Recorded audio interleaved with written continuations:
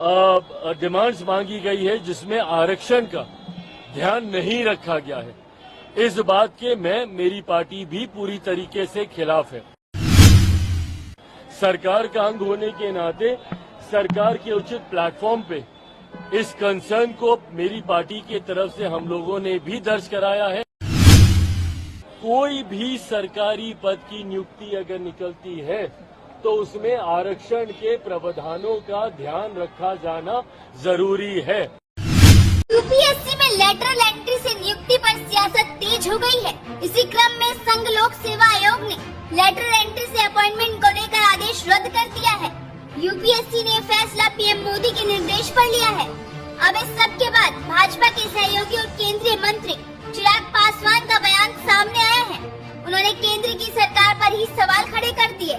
मोदी सरकार के इस फैसले पर उनके तेवर बदले बदले नजर आ रहे हैं। चिराग पासवान ने मोदी सरकार के इस फैसले का विरोध किया है और विपक्ष के सुर में सुर मिलाए हैं। चिराग पासवान ने कहा कि पीएम ने मेरे साथ गहन विचार विमर्श किया और मैंने संबंधित दस्तावेज उनके कार्यालय में जमा कर दिए हैं। उन्होंने ये भी कहा कि सभी प्रकार की सरकारी नियुक्तियों में सरकार द्वारा आरक्षण के नियमों का पालन किया जाना चाहिए। बता दें कि संघ लोक सेवा आयोग ने 17 अगस्त को एक विज्ञापन जारी कर केंद्र सरकार के 24 मंत्रालय में संयुक्त सचिव, निदेशक और उप सचिव के पदों पर लेटरल भर्ती के लिए प्रतिभाशाली और प्रेरित भारतीय नागरिकों के लिए आवेदन मांगा था। इसकी आलोचना करते हुए चिराग ने कहा था कि इस मुद्दे पर हमारी पार्टी का रुख साफ है, हम कतई इसके पक्ष में नहीं हैं।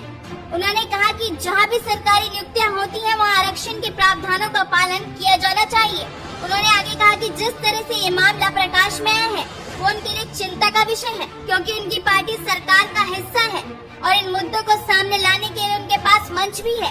चलिए सुनते हैं उन्होंने क्या कुछ कहा। देखिए, मैं इस दो बात को एकदम स्पष्ट कर दूं।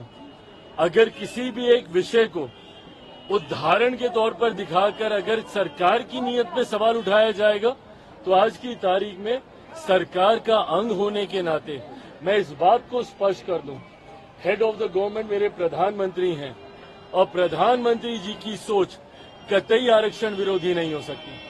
पीछे कुछ दिनों पहले जब अनुसूचित समाज में भी आरक्षण को लेकर मतभेद को पैदा करने का प्रयास किया गया था, सुप्रीम कोर्ट के द्वारा जिस तरीके से उसमें अलग अलग प्रावधान बनाए जाने की बात कही गई थी, उस पर भी मेरे प्रधानमंत्री ने स्पष्ट तौर से कहा था और ये कैबिनेट की मीटिंग में ही इस बात को कहा गया था कि आरक्षण को जिस तरीके से बाबा साहेब भीमराव अंबेडकर ने जो प्रावधान बनाए हैं वही प्रावधान वैसे ही लागू रहेंगे।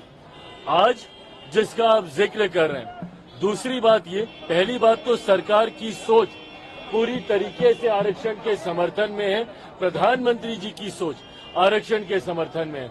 दूसरी बात, मैं और मेरी पार्टी कतई सहमत नहीं है। आज जिस तरीके से कुछ पदों के नियुक्तियों के लिए डायरेक्ट बहाली के लिए सीधा वहां से डिमांड्स मांगी गई है जिसमें आरक्षण का ध्यान नहीं रखा गया है, इस बात के मेरी पार्टी भी पूरी तरीके से खिलाफ है।